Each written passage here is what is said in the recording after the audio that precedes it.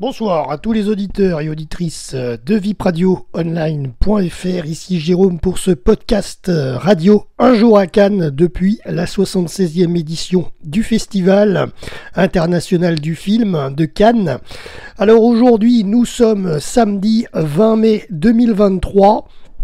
Voici donc le programme du jour cinématographique sur La Croisette. Alors tout d'abord, au Grand Théâtre Lumière, donc à l'auditorium, voici donc la séance, la première de la journée, à 8h30 précise. C'est la deuxième projection du film qui a été projeté hier en compétition, The Zone of Interest de Jonathan Glazer. Donc voilà, ça c'est pour démarrer la matinée. Ensuite, à 11h, deuxième projection également pour ce film en compétition qui a été présenté hier, Les filles d'Olpha de Kauter Ben Ania. Voilà. Ensuite, à 15h précise, montée des marches pour le film Banel et Adama de Ramata Toulaï-Si. C'est un film qui nous vient de la France, du Sénégal et du Mali, un film de 87 minutes. Banel et Adama s'aiment, ils vivent dans un village éloigné au nord du Sénégal. Du monde, ils ne connaissent que ça, donc le Sénégal. En dehors, rien n'existe, mais l'amour absolu qui les unit va se heurter aux conventions de la communauté, car là où ils vivent, il n'y a pas de place pour les passions et encore moins le chaos. Voilà concernant ce film Banel et Adama.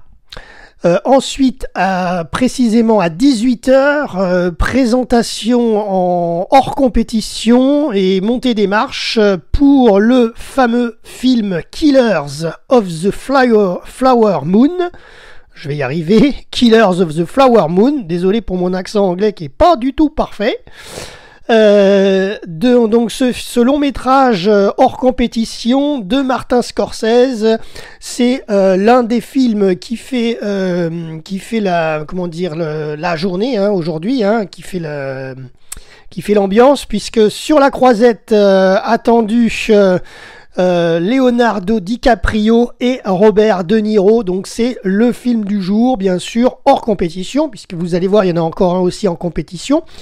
Et donc ce film de Martin Scorsese a pour casting, donc comme je viens de vous le dire, Leonardo DiCaprio, Robert De Niro, mais également Lily Gladstone, Jess Plemons, Cara Jade Myers, Janae Collins, Gillian Dion et Tantou Cardinal. Alors, concernant ce film, donc il nous vient tout droit des États-Unis, bien entendu, 206 minutes quand même, inspiré du livre du best-seller de David Grann, largement salué par la critique. Le film Killers of the Flower Moon se déroule dans l'Oklahoma, des années 20 et retrace une affaire de meurtre de membres de la tribu Osage devenus riches grâce au pétrole, une série de crimes violents baptisés sur le règne de la terreur. Voilà concernant ce film présenté aujourd'hui sur La Croisette à 18h. Ensuite, dernière info de la journée, enfin non, c'est pas la dernière, c'est l'avant-dernière info de la journée, la montée des marches à 22h30 pour l'équipe du film May December de Todd Haynes. Alors, ce film est en compétition des longs métrages, directement aussi des États-Unis, 113 minutes, et un beau casting également. Nathalie Portman, Julianne Moore et Charles Melton. Concernant l'histoire de ce film, le synopsis, pour préparer son nouveau rôle, une actrice célèbre vient rencontrer celle qu'elle va incarner à l'écran, dont la vie sentimentale a enflammé la presse à scandale et passionné le pays 20 ans plus tôt. Voilà. May December de Todd Haynes. Ensuite, bien entendu, on ne terminera pas la journée sans parler du ciné de la plage. Alors, c'était avant 22h30. Désolé pour l'ordre chronologique, mais c'est pas grave. Donc, samedi 20 mai, à partir de 21h30 sur le ciné de la plage, nous avons aujourd'hui Thelma et Louise, le fameux film des années 90 des États-Unis, des États-Unis de Ridley Scott.